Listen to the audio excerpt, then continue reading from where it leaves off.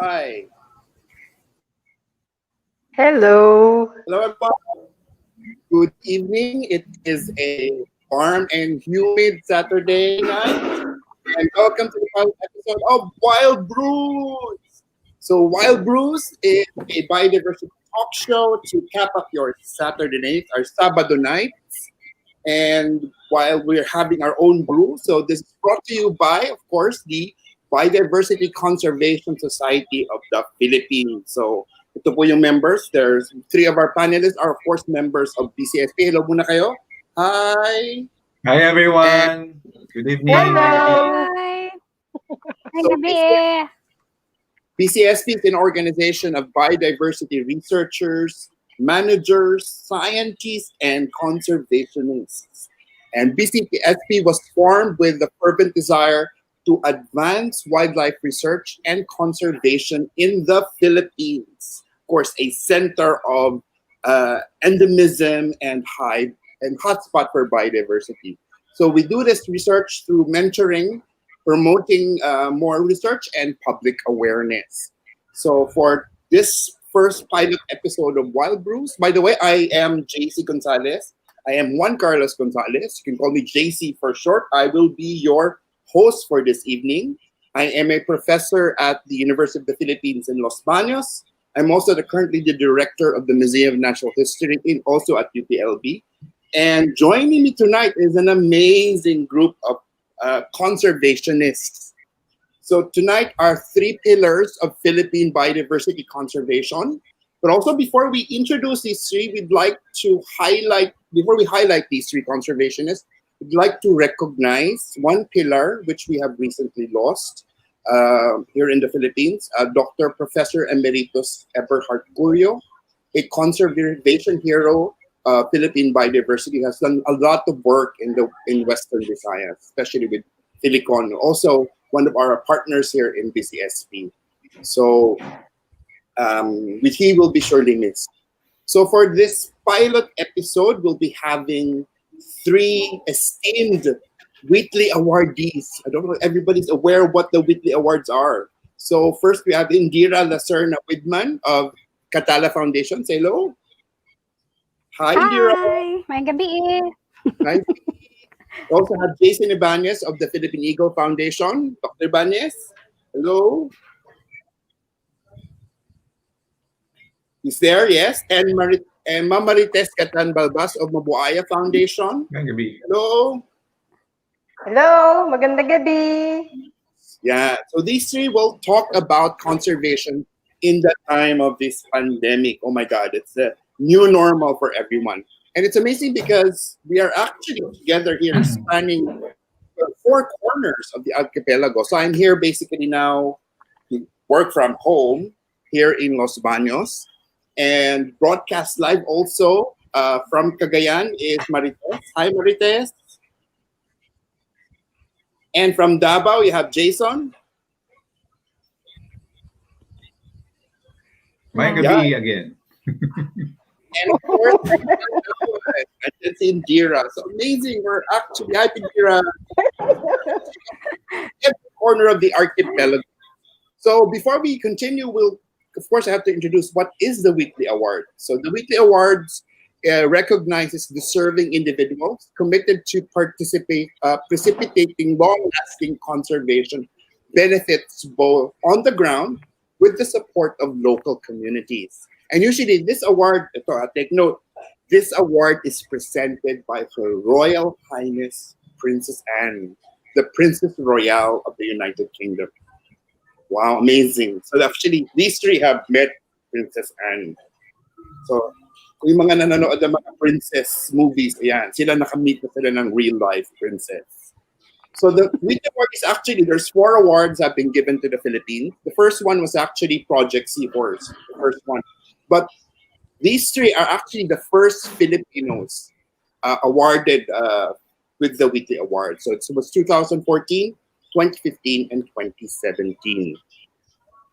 So I'll introduce, of course, our panelists. So briefly, we'll give this introduction one by one. So unahin muna natin ang first Filipino awardee, si Marites Gatan-Balbas. So ayan, si Marites. Hi again, Marites. Hello again from Santa Ana, Cagayan. So Tess is the Chief Operating Officer of the Mabuwaya Foundation. She is the first Filipino awardee of the prestigious Whitley Award for Wildlife Conservation in 2014. So this she's also part of the Biodiversity Conservation Award in 2017 together with Indira and Jayson, as well as working on, of course, the critically endangered and endemic Philippine crocodile, Crocodilus mindorensis, especially in their target area, which is northern Luzon. And of course, the Philippine crocodile is not only a beautiful and amazing species, it's also one of the rarest animals in the world. So amazing efforts of Mabuwaya Foundation, of course, by Marites on the Philippine crocodile. Our second panelist is Jayson Ibanez. Dr. Jayson Ibanez is the Director of Research and Conservation of the Philippine Eagle Foundation, of course, based in Mindanao, a conservation NGO in Davao City. And he is currently a senior lecturer also at the College of Science and Mathematics at the University of the Philippines, Mindanao. He won the Whitley Award in 2015 for his project entitled Conservation of Philippine Eagles in Mindanao Island. In 2017, he also won another continuing grant award for the expansion of eagle conservation work to Luzon, Leyte, and Samar Islands. Of course, Samar is where the Philippine eagle was first discovered by John Whitehead. So it's amazing that all this work is done on another critically endangered and endemic species in the Philippines. It's called our national emblem. Our third panelist is Indira Lacera-Widmann. She is the Chief Operations Officer of the Katala Foundation Incorporated. She's also the co-founder and incorporator. Hi, Indira. Hello, maayong gabi. Hi, Gabi. So she was given the Whitley 2017 Gold Medal for Conservation by the North of England Zoological Society, I think in 2017. That's Chester Zoo. And she has partnered with local prisoners in Iwahig Prison in Palawan to safeguard Philippine cockatoos, or the red-vented cockatoo. Katala also developed and implemented strategies that enable children and city dwellers to learn new skills in protecting another critically endangered and endemic species, the Philippine cockatoo. They've done that since 1998. So we are very lucky tonight having these three esteemed panelists. So I think we have to go directly for this. So we have three segments. Of course, this segment is composed of questions, and our panelists will be answering these questions. So first segment, how are you coping with the COVID-19 pandemic? Of course, my follow-up question na yan. How has the pandemic affected your work, for you personally, and your work at conservation and research? So let's start first, of course, 2014. Marites, Gatan-Balbas. We'll start with you first. Yes, good afternoon, JC, and good evening to all our viewers for tonight's Wild Brews, the first episode. Well, I would like first to say something about my personal experience during this pandemic time. For an extrovert person like me who just love to talk with people in the communities where I work, it feels so bad and it feels so boring just to be at home. When you're in a community and during that time, all you hear in the community are complaints about food packs, about financial assistance. And that doesn't help me at all. Well, in Region 2, where there is a total lockdown, or anywhere else in the Philippines, it's lockdown, no field work is possible. Well, during this time, we do, but with several restrictions, a lot. Health declaration, a number of people who will just be in a meeting. Much that we wanted to do more, we cannot, because we are also very careful, because we do not like to bring disease if we have in areas where we are, especially for vulnerable communities like the indigenous people whom we work most of the time. And the implementation of our projects are also delayed. However, I use those time to do a lot of follow-ups from government agencies that we would like to help us. For example, with the National Commission on Indigenous People, whom we are requesting for the survey of the ancestral domain of our Agta people in Palawi Island, which they are wanting since time immemorial, is happening right at this time. So that also helps. We are lucky that we have one staff in San Mariano who could do a bit of field work, and that is Amante Yogyog, who is our hero during pandemic because he is based in San Mariano and he is from San Mariano. So during that time, it is also a time that Philippine crocodiles lay their eggs. So together with the communities, he can go around because he is from there, and we were able to see croc nest with the communities. And so he found the nest, and they until this time that the eggs are hatched, he is still there.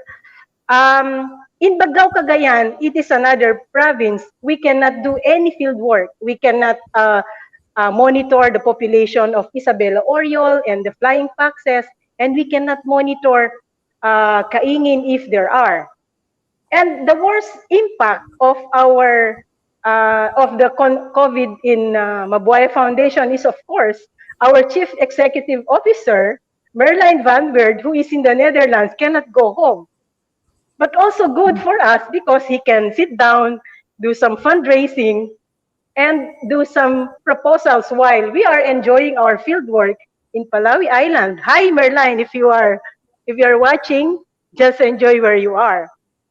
So financial wise, our funding base is heavily impacted as much of our costs are covered by the SUS, who are all in financial trouble and cannot support us anymore this year and probably the next year too, because they might not recover.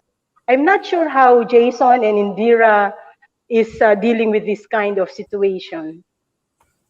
That's how the pandemic is affecting me and our work. Great. Oh, JC.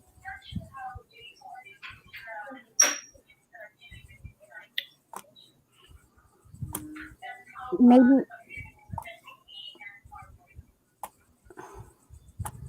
JC, I think you're on mute. yeah. Do you hear JC? No. No. Got it? With Yeah. it. Thank you, Okay. Jason, for your. And so we are very thankful and kudos to Mabuwaya Foundation for, despite these problems that hamper our field work and our regular fundraising and all our activities for monitoring. It's amazing to know that they're continuing work. And of course, the egg laying season continues. So kudos to Mabuwaya Foundation for that. So thank you. And we'll of course come back to it for the next question. The next question, the same question for our next panelist. Again, how are you coping with the COVID-19 pandemic, and how has the pandemic affected you and your work, both in the office and personal life? So that goes to you, Jayson, being the 2015 Whitley Awards. Go ahead, Jayson. Thanks, JC. So just like Tess, so we're also experiencing the same challenge. No, as they say, it's a new world out there. In the past, siguro we're normally it's sunglasses and headgears, ang mga outdoor gears natin. But now we're becoming more at home with face masks and face shields. No. Well, fortunately, the families Yeah. also yes. So dapat fashionable na rin yung face mask and then ating face shield. So fortunately, the family is also coping well. We've been implementing strict social distancing and basic hygiene. And it's the same case in the field. No, this is essentially again the new normal. We have no choice but to adjust and face these challenges together.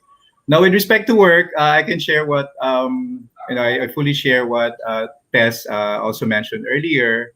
It's as you well know, doing fieldwork is really very challenging even before the COVID pandemic, no? Especially we're all working in remote places, but it's even harder and more expensive now, no? Harder because, of course, of the lockdowns and then the quarantines. If I may share, no, we had this experience in April when Philippine Eagle was rescued by our peers in Siocon, Zamboanga del Norte. So a Philippine Eagle was turned over to Senro Siocon. And the protocol was, of course, for the Philippine Eagle Foundation to get to the bird and then travel it to Davao City, where we could do the usual tests and rehabilitation procedures for the bird before it gets released back to the wild. But because since it's already at the height of lockdowns and quarantines, no, there was a strict travel ban, and ang Siocon, Zamboanga del Norte is basically 17 hours drive from Davao City. So again, because of the travel ban, we couldn't go to Siocon to rescue the bird. Fortunately, we found a solution in social media, and telemedicine became our miracle, so to speak. No, so the DNR Siocon staff, DNR from Zamboanga City, veterinarians from the Department of Agriculture, also in Zamboanga City, and of course, staff from the Philippine Eagle Foundation with our veterinarians, with our animal keepers. Video calls and messenger and text messages became our tools. So again, through telemedicine, we were able to diagnose and then rehabilitate the bird.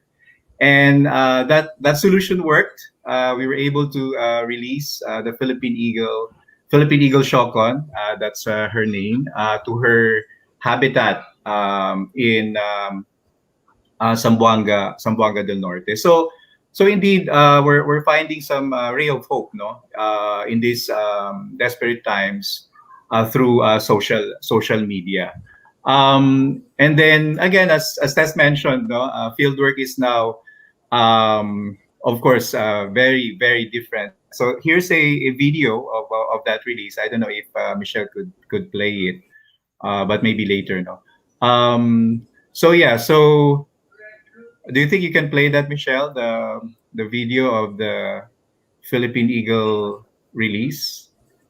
So that's Philippine Eagle Siocon flying off from her transport box, and that was in May 21, no, over a month after she was rescued. And that's a day before we celebrated the International Biodiversity Day. So again, Siocon has a GPS tracker, and then we're monitoring her, and she's I'm pleased to relay that she's safe and well inside the forest of Baligian. And then again in terms of field work, rapid tests are now becoming a trend. No, we need to get a rapid test before we could enter a community. And then also, we're required in the places where we do field work, like in Bukidnon, in North Cotabato, in Davao Oriental, we're required to spend at least 14 days in the field, no? So that authorities can observe us and see if we're showing some symptoms. So yeah, it's very challenging, but at least, no, we have this opportunity to do field work and continue conservation work despite these unprecedented times. Thank you, Jayson. That's amazing to know that everything's pushing through. I know it's really hard with you mentioned like it's expensive to travel and all the added expenses, also plus the added documents that you need before you travel. Right. Because it's in the island, but because we are on an archipelago, it's much more difficult moving in between the major islands. So actually, in 3 different islands right now, and even with the flights, it's going to be very difficult. But it's amazing to know that through social media, we can actually push through with telemedicine. Okay, ko na narinig yung telemedicine, amazing. you can actually share your work, and also you have I heard you also have partners and volunteers that do the work remotely. So we Right, can. right. Yeah, we've started doing online education campaigns, and volunteers were really very helpful in producing the video features. That's true. That's very true. Yeah, sabi nga ni Tess kanina, continue work in the pandemic and the show must go on. So despite Right.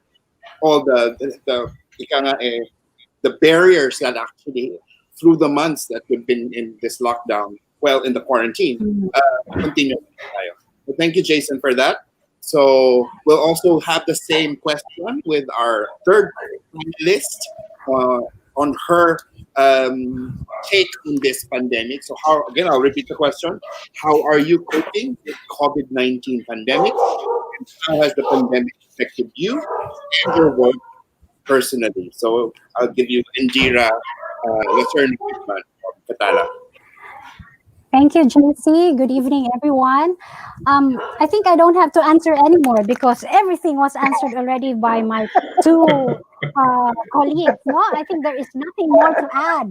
But I think the only thing that's very good is that um, in this pandemic, you are at the threshold whether you are still sane or not. No? There is that moment in your life where you really can you're really stuck in the inside your room and ask the question, do we do this? Could we do this? How can we do this? And the five W's and one H really are lurking every day, every night when you sleep. Because for us, it's really the breeding season of the Philippine cockatoo. Every January to June is the breeding season of the Philippine cockatoo. I always say, every single individual counts. So every breeding season counts definitely. So we cannot afford to just sit down, worry, cry, or even be soaked in our anxiety. So we have to do everything. So this is why I thank very much our being community based, yeah, because our wildlife wardens are really based on site. So we have 4 project sites in Palawan. So, and then the field officers, most of them, if not all, yeah, most of them are really on the field as well. Even for that, even within the pandemic, we were asking them whether they want to be back on the main office or would they rather be on the field, because it has to also come from themselves. Yeah, it cannot be, we should be fair to everyone whether they want to be with their family or whatever, because we do not know how long this pandemic would last. But very fortunate that we are with also equally passionate people. So we have really all the salute for all our wardens and our colleagues in Katala Foundation, because they never left their grounds. No, so we have very successful breeding season, and very important to mention also is that when you are at fear, whether you can, because of the protocols, the requirements, and the restrictions with quarantine. If you go to one municipality, you basically like 1 month, because 2 months they're being quarantined, and then when you go back to Puerto Princesa, you also, so what would you do in 1 month quarantine, diba? So it's very good that we are able to tap really the Palawan Council for Sustainable Development and even the DNR to provide us with vehicle, because our vehicle didn't have any passes. Remember, you also have to get quarantine passes, di ba, Jayson? I think you have to have quarantine passes, you have to have, and all these things. So our vehicle had no access to that, because I felt that the environmental or the wildlife wardens, what we have in the community, or our partners, local partners, they are our conservation frontliners as well. So I hope, and I am happy that in that span of time from January until the present, we are really provided and we are given that opportunity to still work with the help of the government officials. So I would say it's a very good breeding season for us despite all the pandemic. But the downfall or the big drawback is really the community organizing. And we have Katala festivals every year. Yeah, this is a big thing for Puerto Princesa, for Nara, for example, where we supposed to be have our 14th and 15th Katala festival. We cannot do that. So back to Jason and Tess also, we are going online. So we have so many e-learning activities online because you really have to adjust. Otherwise, you are not able again to maintain that connection with your community. And we are very happy that this is also very much received very well by our students who are with us, because we have group chats with students and teachers. So it's very effective. And we did not fail. All our conservation education activities have always this pre and post test, because we wanted to know not changes in the level of knowledge, whether they really understood. We do that when we didn't have this normal yet. But now with the e-learning, we're also doing that. So we are doing pre-test before we have interventions in the internet, and then we are doing post-test again. And lastly, about the funding, um, like Tess, I don't know, Jason, I think is very rich, but Tess, we are funded by Zeus from the Europe now, so Fake we news, really are Indira, fake news. fake news. We're really affected, but we are very happy that they reached out even from the early stage of the pandemic. They reached out very very early to tell us what is their situation and how they can help us. Or that means we have to revise our proposal, even if it was approved for 3 years. We have to make a 1 year proposal, just urgent for that matter, and then we go back again when things are getting normal. So I think it's coping and really you just have to have that mental ability to be able to adjust and cope. That's very important. So I always say to everyone that you have to be safe and sane, because you cannot do anything if we do not have our mental ability in the same as in we are in the normal way. Yeah. True. True. Definitely. Yeah, I think that's the most important thing for us, no? So um the highlight of our breeding activity is that gold. I don't know if you've seen online that we have a rescued cockatoo sometime in 2016, and then Mm, she was brought back to the area again after mm, 4 months. And then it's not only the successful reintegration back into the wild, but this year, this bahala na the pandemic. This year, gold was able to breed and breathe. had successful hatchling talaga, di ba? So, happy talaga masyado si Katala. Kasi this year, Wow. kahit COVID, sige pa rin. Ganyan ang spirit. I think amazing news. I think it's all across those three sites that you have that have all the species which we think are hampered because of our limited access are actually doing well despite the pandemic. I think as field biologists and conservationists, we represent frontliners for critically endangered species. So you actually Yeah. are frontliners for the critically endangered species. So remotely or both, work-wise, remotely in situ, ex situ, we actually have to continue, and the work must go on. And we sometimes feel nga na parang mas may cooperation pa nga because of Right. True. so work-wise, Yeah. we feel they're actually having more work now than before. Mm-hmm. Yeah, true. Mm-mm. Lahat ng e-learning, lahat ito nga, it's an example, we're here on a Saturday night, buti na lang meron tayong kape, Oh. Tsaha. Tubig. Cheers. And juice. right? Yes. Sometimes we feel, ano ba, over-zoomed. At some point, and I coined that word over-zoom, pwede ko ba claim yan? So we're sometimes doing continuously despite yung limitations. And I think some of yung one point na hindi natin na discuss with your field work was, do you actually wear PPEs for field work? Kasi for us, when we work with cave bats, nag-start na actually yan with some of our research at the museum na nagsa-start na sila maggamit ng PPEs. So would that be something, quickly for the three of you, start with yes, kailangan ba natin gumamit ng PPEs on field work? No, we just use mask and face shield. Okay.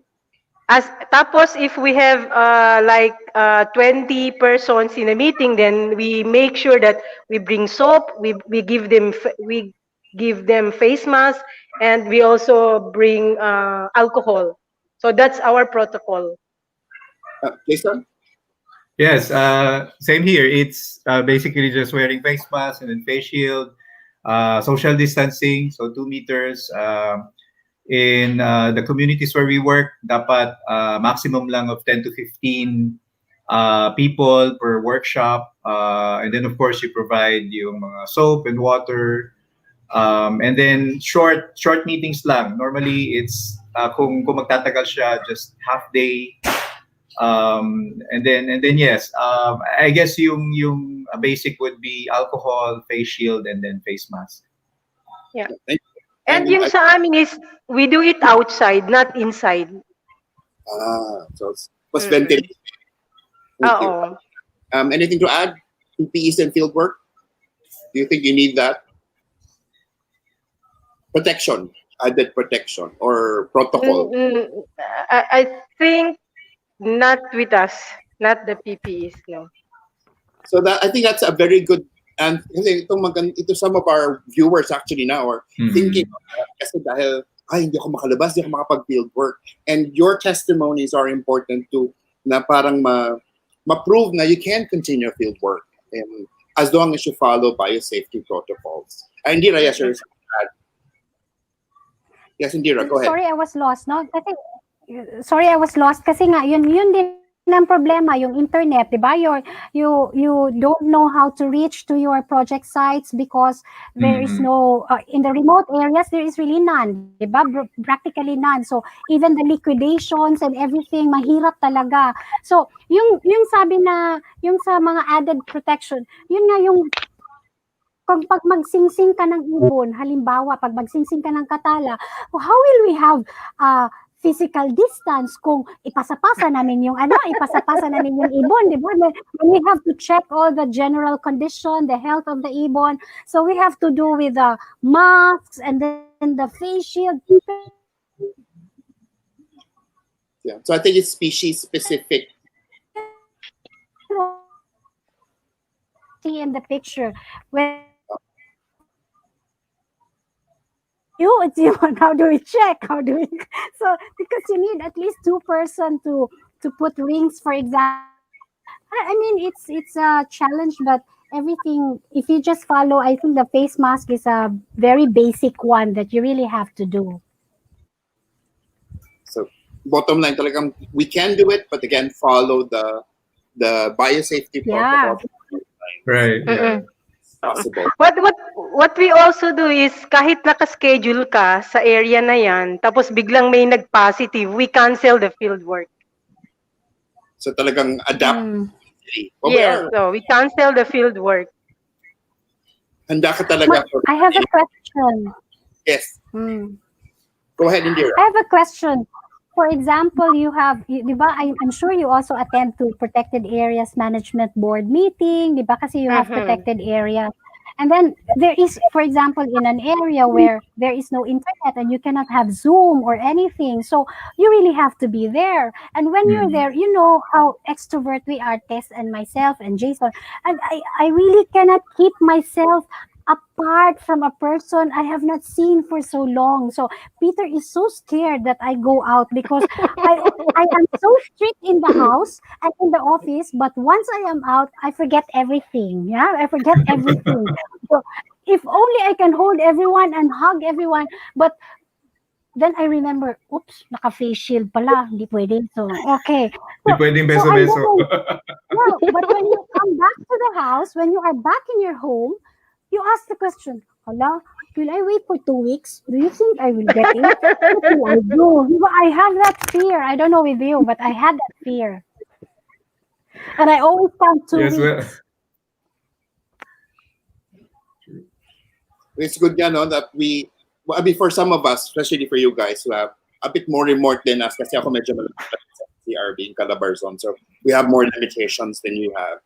But I think as the time goes on, naiintindihan na natin, we try to learn and adapt and apply proper protocols, and then slowly but surely we'll ease into something that is more, and it's the new normal. So we'll just adjust for it. So I think we have to continue for that. Actually, we're notes from our crew. We're actually seen live now from, again, all over the Philippines, across the archipelago. It's actually interesting to see that Dinagat Island is watching us now. Dinagat Island was the last work I had Wow. after Tawi-Tawi. So I'm actually happy I had the chance to go out this year. Isa pa lang hindi ko nakakita na ako ng Philippine crocodile in the wild. Nakakita na ako ng Philippine wow. in the wild. Jason, di pa ako nakakita ng Philippine. Oh my. Oh. Sana matapos na talaga itong pandemic. So Sierra Madre. yes. Sierra Madre. So let's continue on with the next question. Jason, do you have any plugins pala? Do you have announcements you'd like to add before we go to the second segment?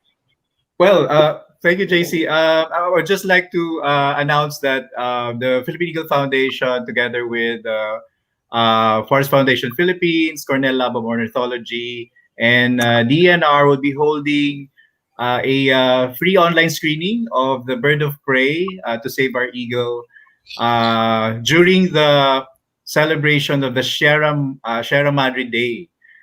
So the screening would be on from September 25 to until midnight of September 27. So please watch out for the event poster, and there'll be a pre-registration. So this is open to all residents, for free, all residents of the northern Sierra Madre Mountain Range. So yeah, please watch out for that. Oh, congratulations for that. Oh, amazing. I did my part of my thesis at in Northern Sierra Madre Natural Park. So amazing forest, pala na. Although ang daming horned deer, nakikita ng Philippine Eagle. Hopefully, there will be a chance at Bias. pag-field na tayo. So, next question, segment 2. Again, for our 3 panelists. Impact of the pandemic on Philippine biodiversity. Is it positive or negative? I think that goes through kasi, di ba, meron tayong mga ay nag-clear ang smog sa Manila. So that's for Manila, for the smog. But is it this good for Philippine biodiversity, or is it bad for Philippine biodiversity? Of course, let's start again with Tess, our first panelist. Oh, I could see several things. Like it might be potentially positive. For example, that many large destructive development projects have stopped or for now are delayed. For example, the Ilagan-Divilacan Road in the northern Sierra Madre, and several development projects that are being planned in Palawi Island, where ancestral domain of Agta is, which is being managed by the Cagayan Economic Zone Authority. So these are all stopped or rather delayed. One of, in our project site, one among the negative impact is, of course, the farmers need to compensate for COVID losses. And these have some sorted to expanding kaingin areas, for example, in Baggao and in San Mariano. And some have sorted to hunting for free meat because of the restrictions of going to the market. In one areas where we work, there is even an evidence of a trapped Varanus bitatawa, which is for their meat. And we cannot do anything because we are not in that site, to free it.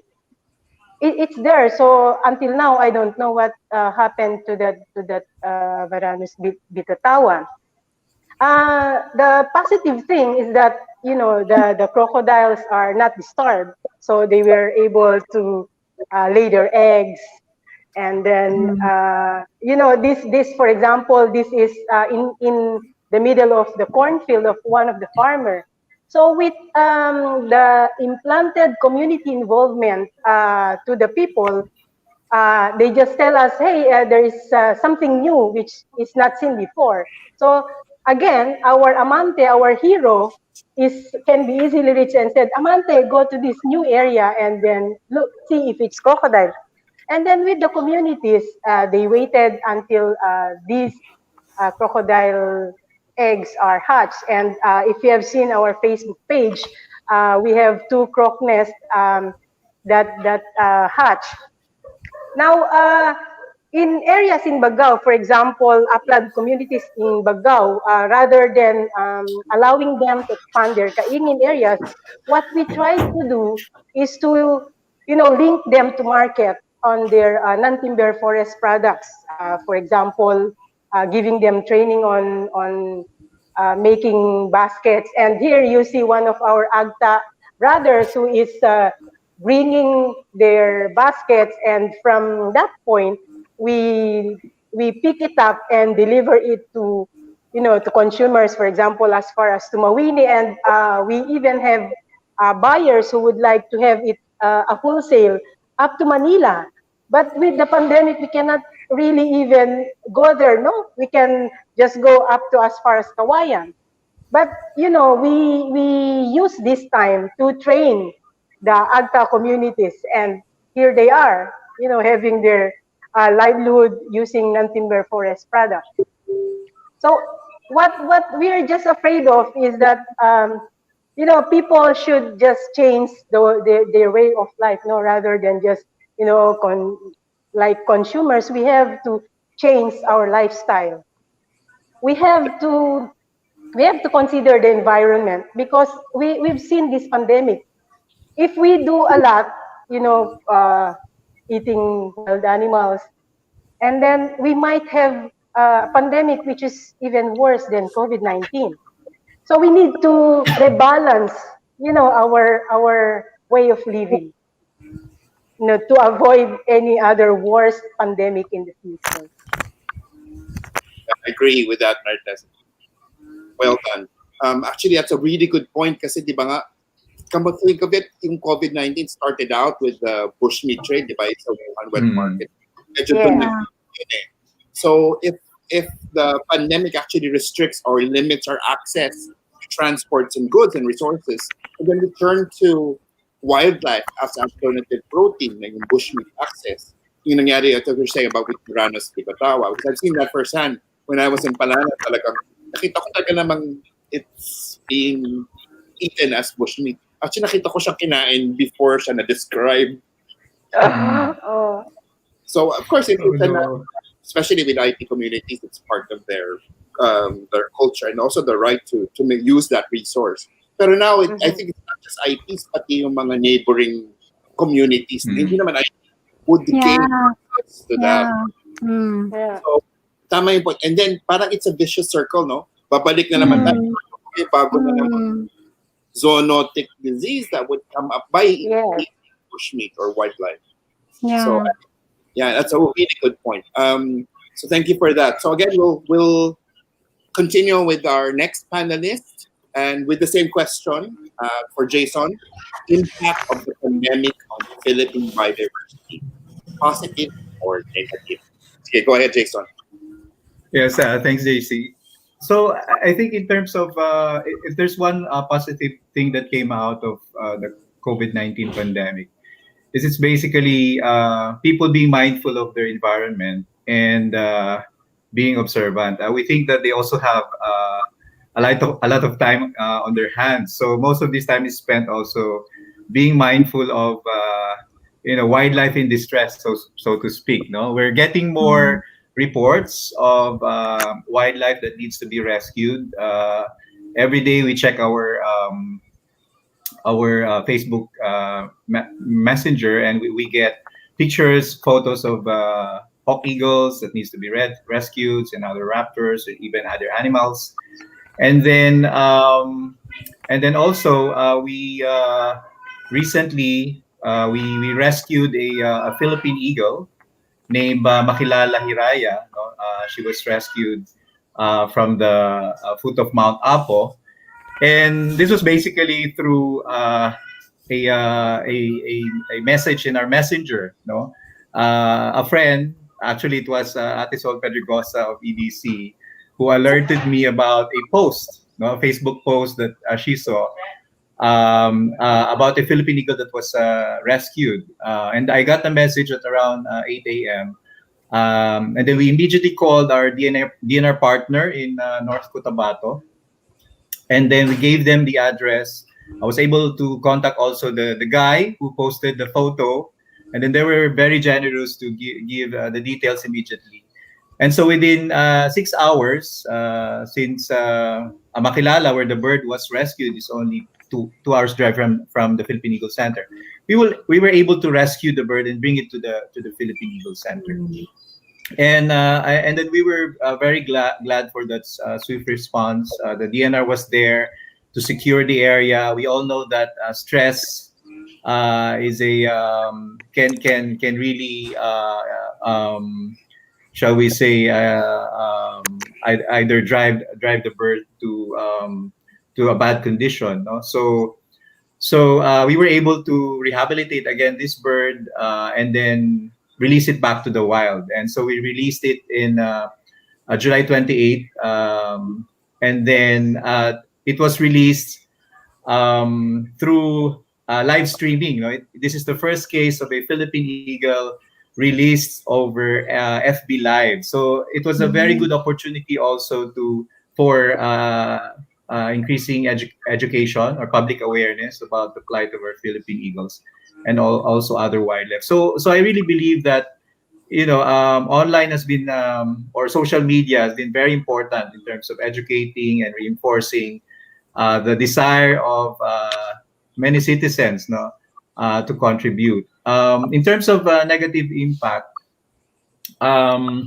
it's basically the same with Tess's case. There are cases of more wildlife trapping, and again, we were able to rescue a Philippine eagle.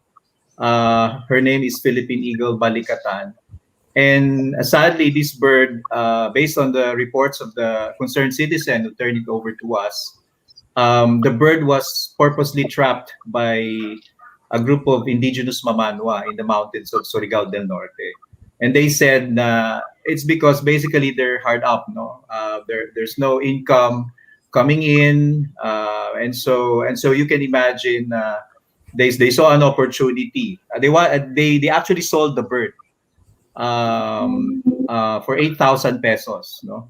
And the concerned citizen, when he saw that it's the ICUN critically endangered Philippine eagle, he was very willing to buy the bird. So he bought the bird, and then days later he called us up for us to rescue the bird. So again, you have the positive effect, increasing awareness through social media. But then there's also this reality that the pandemic has caused hunger and also poverty in the uplands, no?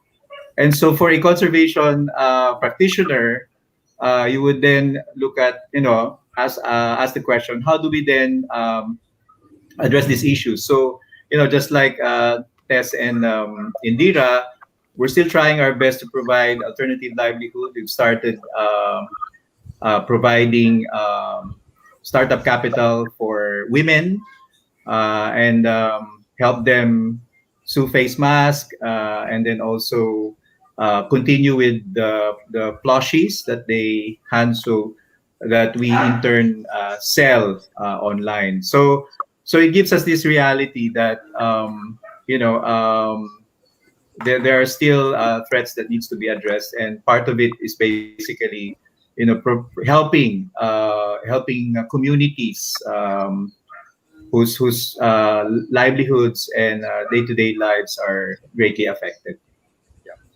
Definitely, that's a really good way to get through the pandemic, is actually adapting to what we can do. And I think it's just that people think we're in distress kasi usually nagiging issue, anxiety issues during this quarantine. But be mindful about wildlife in distress because of the reduced fitness that often comes with yung mga impacts that still continues. Mhm. And I think tama yung point mo sa social media, being online regularly, na lagi nating nakatingin sa telepono, alerted easily. So we get more online cross-cooperation through the through this time. We don't usually look Yeah. at our phones and our gadgets more often than Yeah. before the pandemic. Mhm. But also we have to take note of the increased sanctions on poaching. Di ba na-amend na ang 9147, tapos na-update pa natin ang red list. So those two hand in hand, dapat we continue to implement and realize na hindi pala dapat tayo pa rin nagpo-poach. So I think before I give to, Indira actually has to add on this, so I'll give you the floor as well with the same question, the impact of the pandemic on Philippine biodiversity, positive or negative. Go ahead, Indira.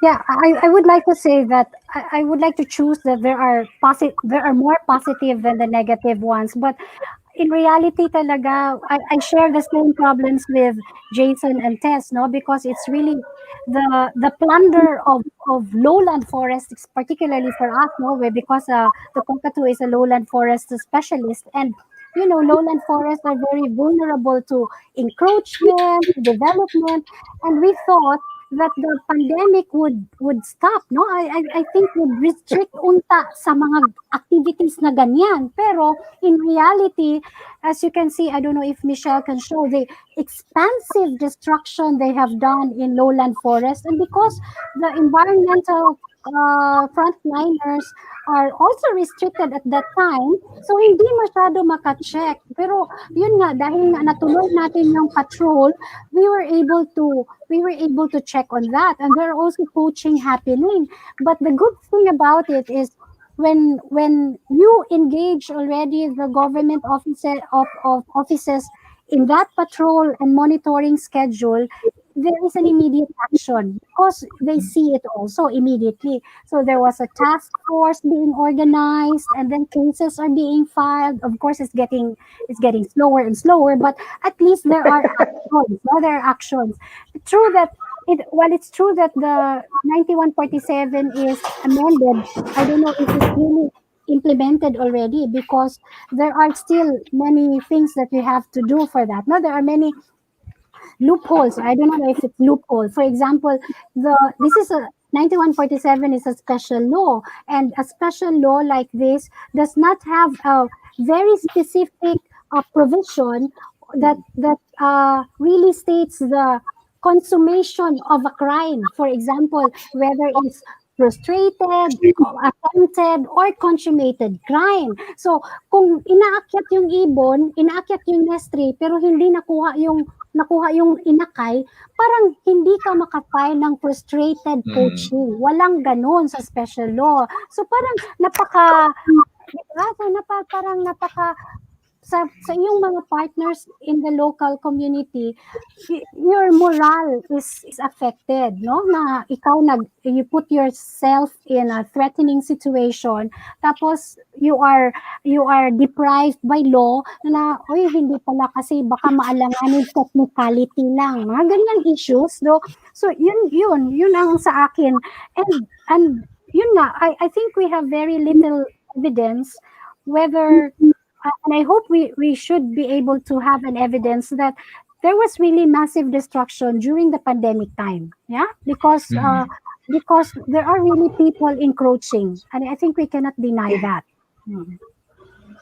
Yeah. Because of limited resources, we try to find ways to gather resources and also to expand the resources. Yeah. Kasi hindi maka-access, so we need more farm. Di ba? Maraming nagtanim-tanim sa mga bahay-bahay. So, totoo yan, JC, pero they're not really from there, no?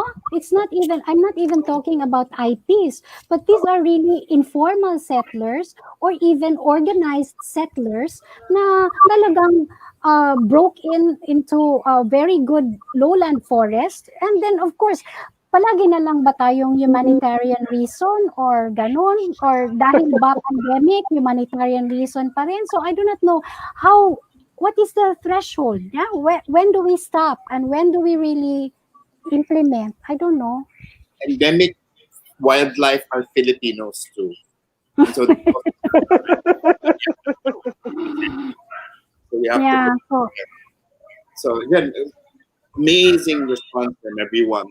I think we're all learning a lot, and um, at this point, we'd like to, before we go to the next segment, and I know it's a bit difficult to balance the positive and the negative, but if we're seeing it's good that there is both on both many positive and negatives that we see through this pandemic.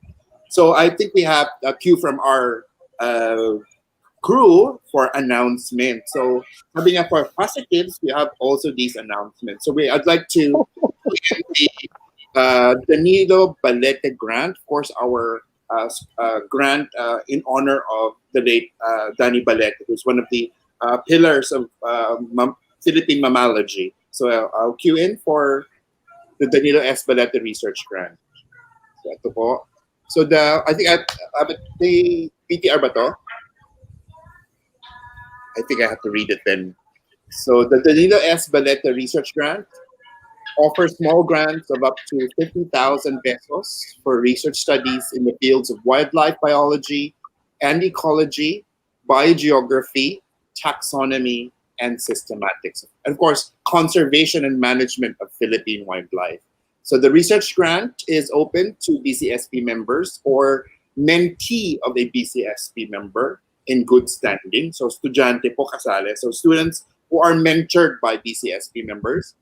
And of course, for you to apply, please submit the completed application form, research proposal, and endorsement letter from your supervisor or your mentor and referee to, of course, to BCSP through the email grants@biodiversity.ph. So that deadline, malapit na pala, October 30, 2020. So ayan po. Speaking of mentors, my mentor just passed by, Prof. Dance.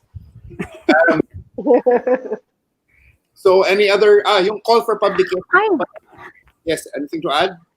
Yes, I'd like to, I don't know if you have the same also concern, no? Because of the pandemic, of course, the government is also planning for economic recovery, yeah? Economic recovery. So I don't know if it's an issue, whether we have to put forward as well conservation in the economic recovery. Kasi yun nga, the issue again, babalik tayo sa problema sa zoonosis, mga ganyan. So sana ma-integrate din, no? We can push forward na talagang ma-integrate yung conservation, biodiversity conservation sa economic recovery kasi baka makalimutan lang natin na dahil na naghihirap na mga Pilipino ay we forget that the very problem is coming from the environment, di ba? What we did to the wildlife. So dapat sana talaga makisali din tayo doon sa makibaka din tayo doon sa mga fight for economic recovery plans. Agree. Yeah. And of course, with the pandemic, we also have this. I always say it's exhausting. Feeling ko nga we're having more work now than the pandemic part. So, but of course, some of us have time, online or offline. So there is call for publications. So I'll cue in another set of announcements. So BCSP publication special issue. Call for manuscripts. We are accepting research articles for publications. Peer review journal. Manuscripts must have been presented in full or part during the 24th, 27th, 28th. Jason, ayaw kasing mag-glasses o tingnan mo. And digital forum video abstract. So manuscript must be in a scientific paper format, title, case capitalization format, authors and affiliations, abstract reduction, methodology, results, discussion, conclusion, literature cited, the usual. Formatting guidelines, ayan, may Times News Roman. So I think you can access this through the BCSP website and also the Facebook page. So kung saan yung details for submissions. So submit your articles. I think the deadline is malapit na. Oh my God, 25 September 2020. So the email is publications@biodiversity.ph. So yeah, thank you. And of course, anything pala to plug in from, I think, Indira? Plug in? Nothing. I have nothing to plug in. Yes. Before we continue, Later. segment 3 ka pala na plug na yan. So, let's continue. We're on segment 3. So, segment 3, for again, our panelists. Ito na yung medyo magandang kasi nga, thinking about that these are amazing awardees of the Whitley Awards for Wildlife Conservation. So, ito naman yung part na tatanungin nila, how is it to be you being a Whitley awardee? I mean, experience about the Whitley Award. So let's start with the first Filipino awardee, Marites. Balbas. Oh my God, then I'm going back to my nightmares before. Oh my God. Winning the Whitley Award is one among the best things that happened in my life.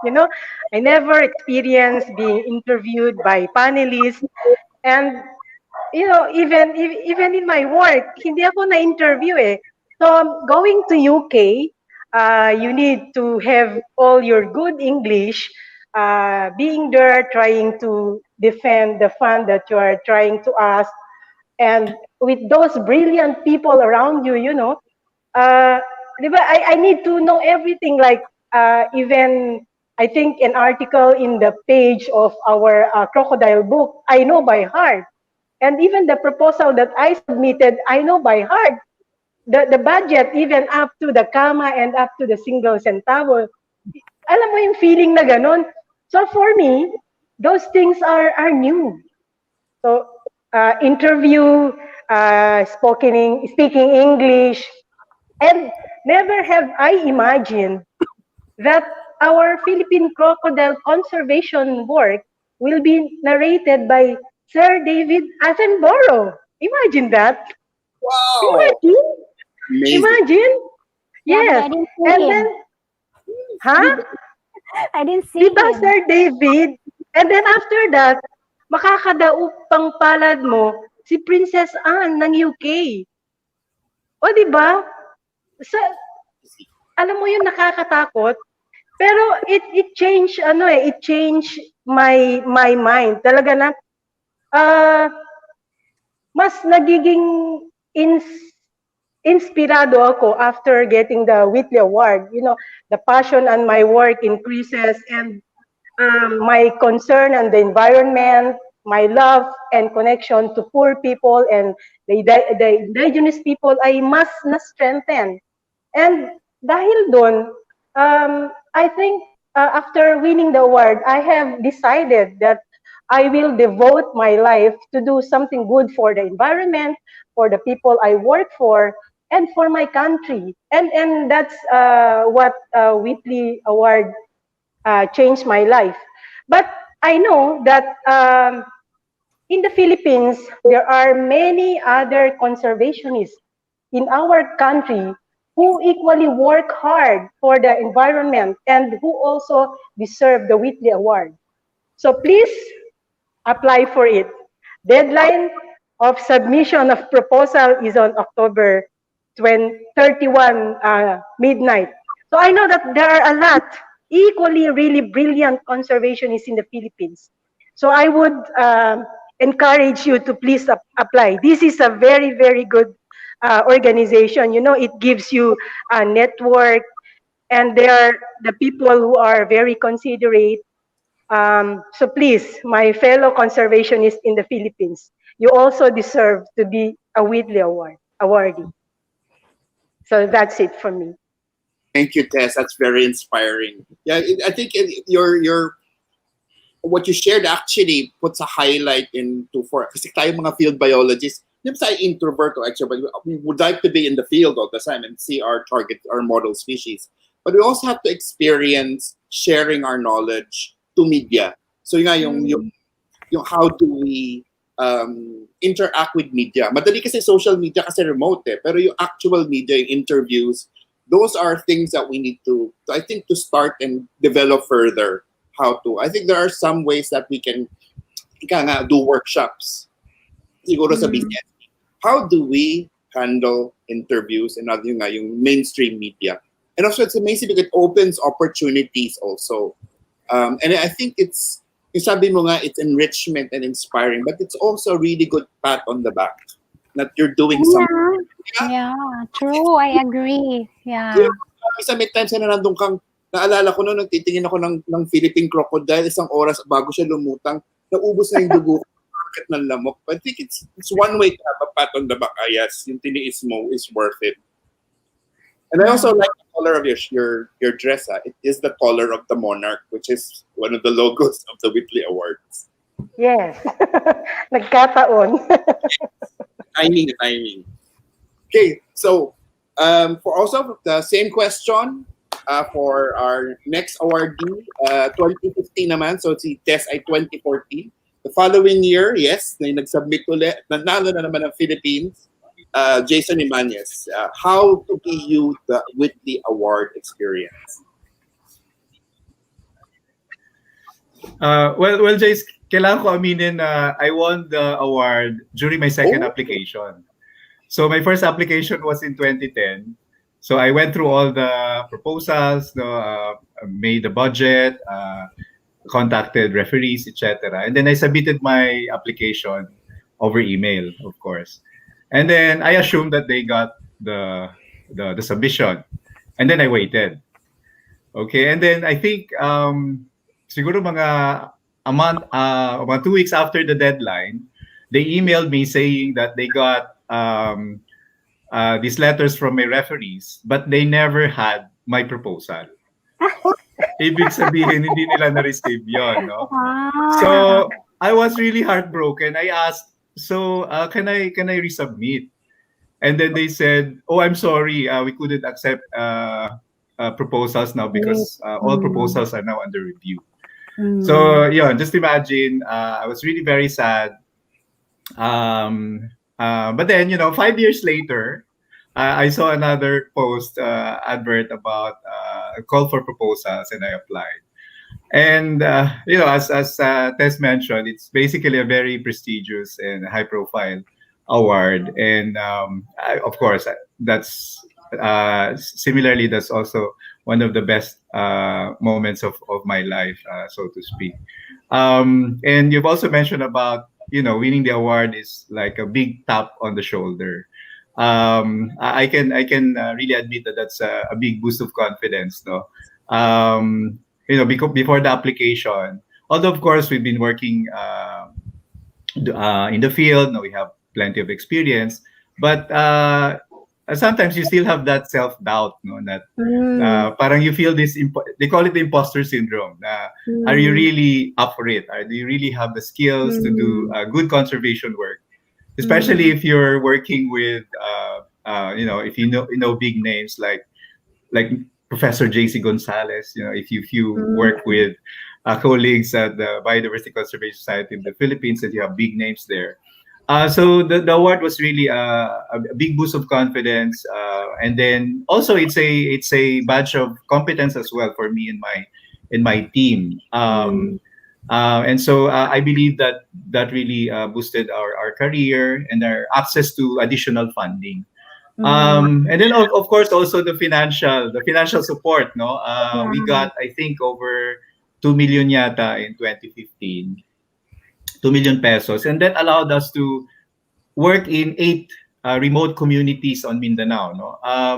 So it allowed us to work with 8 communities who are living close to Philippine Eagle nesting sites. The Philippine Eagles are very loyal to the places where they live, where they nest rather. So these nesting sites are ancient nesting sites. So if you want to conserve Philippine Eagles, you have to conserve the nest site because eagle pairs use it across generations. And so by investing on community-based work, training indigenous forest guards, and working towards professionalizing forest guarding, just like what Indira is doing, and also Tess, so that also allowed us to attract other partners, invest on community planning, knowing their aspirations, and finding other partners to address those aspirations, so that it becomes a conservation incentive, and that motivates them to do more conservation work. And so again, in 2017, we got the continuing grant fund that gave us, I think, over 3 million pesos. So we were able to expand to 8 more areas in Leyte, Samar, and Luzon. I really believe that the Whitley Award, no, apart from the training, apart from the coaching on media relations, as well as presenting your project to the media. During the award week, we had training on how to do radio interviews, how to do television interviews, how to make pitches, how to write press releases about your project. So I hope I'm giving justice to that training. Pero yun, it's really life changing, and of course, on behalf of my team at the Philippine Eagle Foundation, we're really grateful to the support of the Whitley Fund for Nature, and we still get this support until now. Thank you, Jayson, for that sharing. I think it actually highlights na don't be disheartened if you don't get it the first time. Try and try again. Yes. Yeah. Yes. Kasi wala mang mawawala. Yes, walang Right. I also left for everyone na you have to work for the preparation for if you're applying for a grant. Yeah. Yes.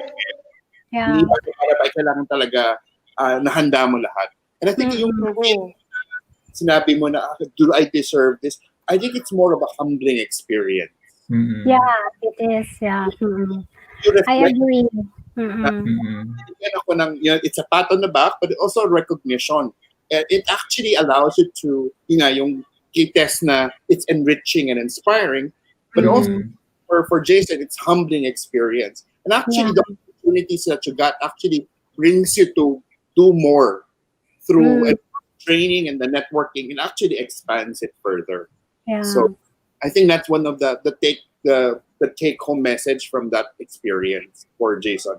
And I think just before we go for Indira's experience, we are given the note na if you want to respond to our talk, meron tayong #GreenOscars.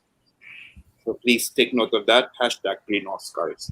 So, of course, for 2014, 2015, 2017, you actually got all three of you had additional awards on 2017. We'll hear from Indira, Lacera-Widmann, how to be you, the Whitley Award experience. Go ahead, Indira. I think they said it all, no? Always when the last speaker is wala nang idagdag. But the thing is, we're not only talking about the proposal, it's also about really how knowledgeable you are of what you are proposing, no? Kasi if you have tangible, I think it's very important that you have tangible results already in the past and you can really show your track record. So for me, ang importante how to be you is you surround yourselves with people, like-minded people, so that you really can improve. No, surround yourself with Professor JC, with Cynthia, with Jayson, with Tess. And when I applied, of course, I had doubt myself. Until now, I still doubt myself. No, I still have, but the real shaking moment was really during the interview. The rest of the 1 week was just training and meeting all the people and all this media mileage you get and everything. But the thrilling moment and the shaking moment really for me was during the final interview, because you are not sure whether you really could get it or not, diba? You're not sure. Yes. But the only powerful tool you have is you know what you are talking about, and you could not be wrong. Yeah, you cannot be wrong if you know what you're talking about and you know what you have done in the past. I think that gives you the power, that gives you, and if you show your passion, I think that makes it more easy. Yeah, that makes it easier to deliver what you want from them. So when you win the Whitley, there is a pressure. There's that pressure, no? That because okay, Whitley na siya, hala, you have all the interviews here, and what do you do? What do you do? And what do you do next? What should be? And then somebody said, so what do you aspire? You already got the Oscar awards. What is next? Huh? So, I do not know, di ba? Because for me, winning the Academy weekly, naman. was like a reinforcement. Kung aso pa ako, parang reinforcement yun na, tama naman yung ginawa ko pala, parang na-recognize din. So, parang that was a boost for me and my team na, okay, we're on the right track. And then came in other things like Jayson said. It was really a, what do you call that, like promoting yourself, and then they just came in, yeah, and then you find yourself in in in a situation where, hala, nasa cloud nine na ata ako, but then you have to pull yourself on the ground, be grounded always, kasi hindi naman yun recognition lang, trabaho din yun, 'di ba? Kasi attached Yes. to that is the responsibility, hindi naman after that winning and meeting the princess, of course, hindi naman natatapos ang trabaho, mas dumadami nga, 'di ba? So, ang aking pinaka-memorable experience sa during that week-long awarding is when I had the chance to lecture and in front of the Notting Hill grade schoolers. No, so this is the high-end Oh, community in UK, and they were the ones who funded my prize money. And then when I stepped in their school, very organized, and they were listening to you. No, these are 11, 12 years old, and during the question and answer, you could never think that these students could ask that question. Sometimes you even think, are they really that age, or are they possessed, or what? Because you've been to communities and even to in front of decision makers and everything, and some relevant questions you don't achieve, but there, because I was talking about prisoners, and they were just asking, why are they in prison, and why do the Filipinos poach, and what is the reason, what's the government doing. Parang instead of promoting your work, you're trying to explain everything what happens in the Philippines. Yeah, in fact, I don't know if during my interview, my first question was, so how are you with the president of the Philippines? Because it was okay. So that is a very tough question for me. So anyway, to sum up, again, it goes back to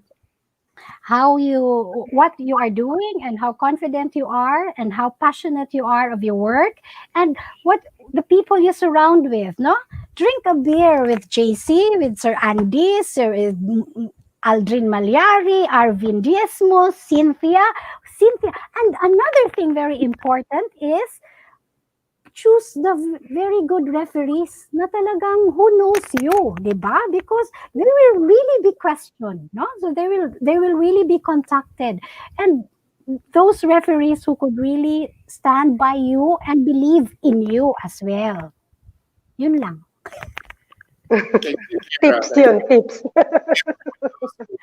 And October 31 daw ang deadline. Ano yung Yes, October 31. standard time for them. So I think it's earlier for us. So tama yung sinabi ni Indira, ang proposal review has to be important. It's also knowledge from your heart. And again, it's, I think, your passion that actually comes out in that proposal. So it's actually, passion is conservation from the heart. So it's that to express. So yun, for those who want to be the next Whitley Award, the next Green Oscar awardee, you have to think about the passion. So I think secondary na yung opportunities. It's more about, so sabi nga nila na you have to be surrounded by the people who help you. I think it's one, I've actually heard of a quote from a Nobel laureate na sabi niya, to achieve greatness, you must be surrounded by greatness. And I think cooperation and working with the right people who has the same passion, yun yung kailangan natin. Yeah. And that's, I think, what DCSP is for. It's mentoring, especially for the young ones who want to go and step up to conservation.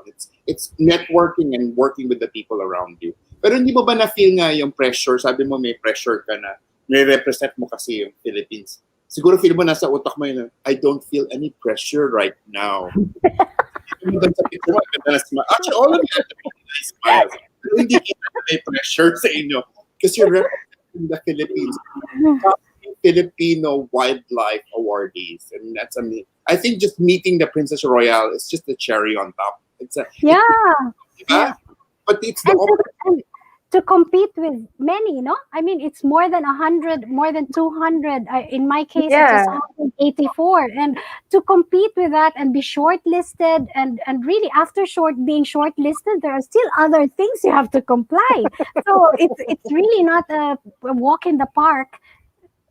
again, it's just part of the tip of the iceberg pa lang yung meeting a royal. The opportunities that actually Whitley Awards presents to you is actually the whole ice cream sundae, the Yeah. training, networking, and of course the support that you have to continue and do well dun sa species na, di ba? It's an opportunity na I've done this, but I can do more. Yes. Mm-mm. With the True. pang madagdagan with the additional. Yeah. Yeah. Mhm. So it doesn't stop there. It actually continues. The help Mm-mm. continues. And again, thank you for sharing that. I think that's very inspirational for all our viewers right now. It's not just the students, but also the BCSP members who are also amazing. Sabi nga natin, sabi nga ni Tess, we're all doing a lot for our particular species. And it's good that because all three of you also represents 3 critically endangered endemic species. Mm. The Philippine eagle, the Philippine cockatoo, and of course the Philippine crocodile. And with that, I think before we go towards the closing, merong dadagdag si Tess for us. You have to share with us something. That's it. Yung deadline ng Whitley Awards application is on October 31. Promoter. Yes. Yeah. One pa, kaya pa yan. But again, it's better to be prepared, sabi nga ni Jayson. Be sure that you have all the requirements set. And again, sabi nga ni Indira, kailangan tama yung taong kukuhanan mo ng recommendations. So True. to help. Talaga. Mm-mm. Before we go to our closing, could you have any 1 or 2 sentences final take-home message? We'd start with 2014 Green Oscar Tess. Well, ito nga, isa sa pinaka-importante ay yung alam natin na dito sa atin sa Pilipinas ay napakarami ng qualified to be a Whitley Award winner. So I am encouraging everyone to try it. Kung need ninyo ng advice, then Jayson and Indira and me are here, and of course we have experts, Sir JC, the group of Biodiversity BCSP are there. You cannot just do it alone. You need people around you to also help. So yun po, yun ang magiging advice ko sa inyo kasi it gives you everything after that. You just need to work on it. Thank you, Tess. Jayson, final take-home message? Jayson, I think you're in mute. Mute. Sorry. Again, thanks BCSP for giving us the opportunity to share our stories. I hope indeed it would inspire everyone. Also, thanks JC. Hi, Tatay. Thanks JC for the fun and very competent facilitation. And then, of course, if we really feel that conservation is our purpose, it's our passion, then with or without COVID, let's do it. Biodiversity needs us as we need Okay, biodiversity. Jayson, splendid. Take-home message, Indira? I share the same. Yeah. Thank you very much, BCSP, for this opportunity to talk and chat with you while drinking a little. Baka may beer na mamaya. So, I encourage everyone in the BCSP circle, for example, because there are really competent people, and with or without COVID, with or without Whitley Award, everyone needs everyone else. So please continue your work, but keep safe. Kasi hindi pa rin safe ang world ngayon. Yeah? Keep safe and sane. And Thank you, Sir JC. before we say, I think we need one photo op now photo op. So Oh, I Yay! wait, I'll- wait, wait. With a beer or not? ako magagawa ng isa. Photo.